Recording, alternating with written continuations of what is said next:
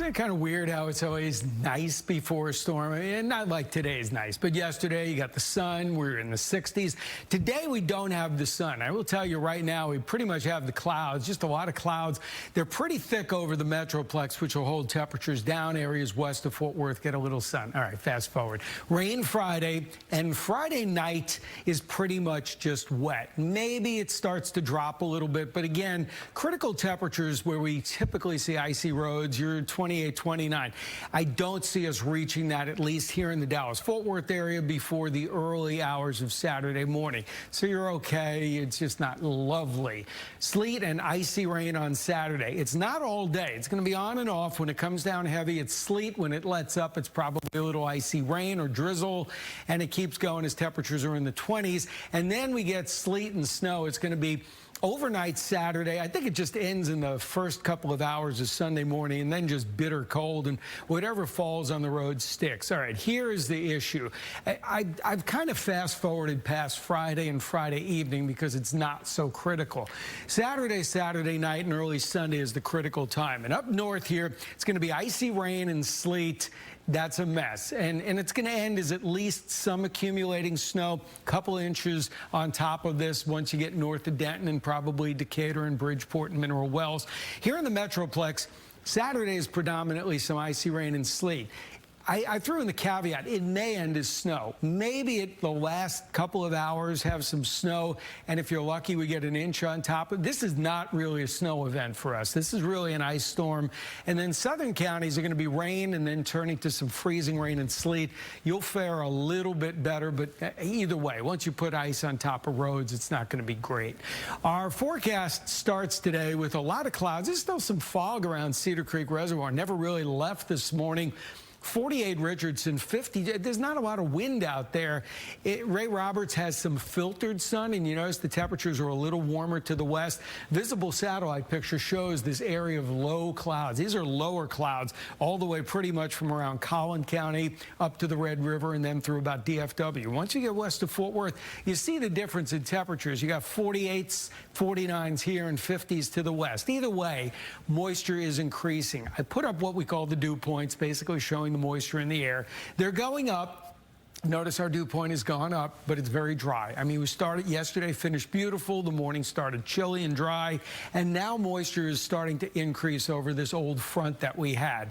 Now we have the problems because of the Arctic air that's plunging south, and the most overused weather term in the news world, the polar vortex, which is there all the time, but it is now just north of Minnesota. It's getting pretty strong, and that's one of the reasons it's pulling down the Arctic air. We're on the back side of it. The polar vortex isn't over Texas. That's what happened back in 2021. It relocated to Texas, and that's why we had the crazy weather. This isn't 2021.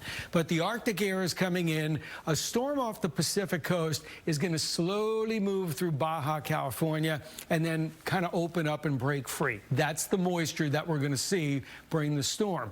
And by tomorrow, even though we're in the 40s in the morning, you see what's coming our way. You got the Twin Cities at 8. That's a high. That's as hot as it gets. I mean, you're not even getting above zero at Chicago, so we know it's Arctic air. As we go through Friday, you're probably going to see the rain pick up in the area. Yes, pink indicates where it's dropping below freezing and probably raining at the time. And by Saturday, 7 o'clock in the morning, maybe it's 29 at DFW, but at 29, okay, that's when we start to worry about some roads.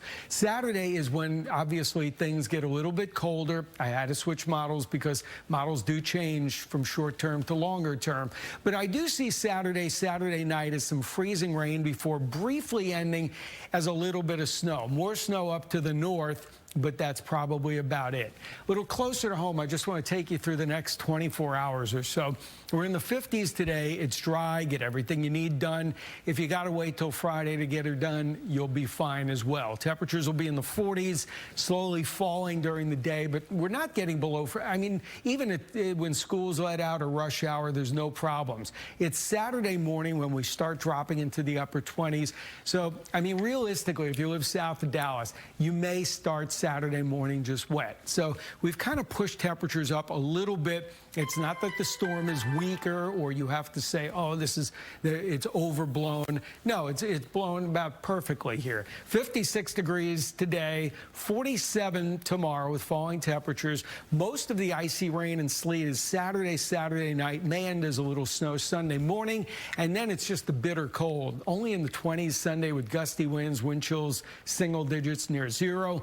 Monday morning's bitter cold. We'll get above freezing and melt some of this Monday, and then Tuesday we're probably going to ice it over to again in the morning, and we'll probably see 40s by Tuesday and Wednesday. Okay, these next couple of days are going to feel very long. Thank you, Evan. We are monitoring the changes with the weather as well as preparation, so make sure that you join us today at 3:30 in the afternoon for Texas Weather Live. You can find us on fox4news.com or on Fox Local. It's an app that is free for you to download from the App Store.